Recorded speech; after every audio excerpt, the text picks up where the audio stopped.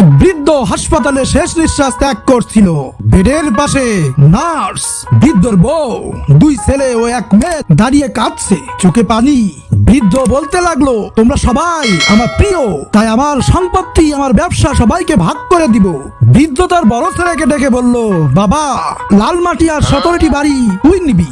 বৃদ্ধ তার ছোট ছেলেকে বলল, তোমাকে আমি খুব পছন্দ করি বাবা, তাই পুরান ঢাকার 20টি বাড়ি তোমার দিলাম। এবার বৃদ্ধ তার বউকে বলল, হে আমার প্রিয়তমা, আমার যাবার পর তোমাকে যেন কারোর কাছে হাত পাততে না হয়, তাই তোমাকে দিলাম গুলশানের 15টি ফ্ল্যাট। নার্স তো পুরাই অবাক, মনে মনে ভাবছে, এই ছেঁড়া কাপড় পরা বৃদ্ধ এত বড় লোক। নার্স বৃদ্ধর বউকে ডেকে বলতে লাগলো, আপনার অনেক বড় ভাগ্য যে আপনার স্বামী আপনাকে এত সম্পত্তি দিয়ে যাচ্ছে। বৃদ্ধর বউ বলতে লাগলো, আরে ধুর, কিসের সম্পত্তি, আমার স্বামী হলো দুধওয়ালা, এতক্ষণ উনি আমাদের সকলের দুধ নিয়ে আসার ডিউটি ভাগ করে দিচ্ছিলেন। নার্স বলল, আরে সর্বনাশ, আমি তো মনে করলাম কি না কি, এখন দেখি পুরাই ফুটা কলসি।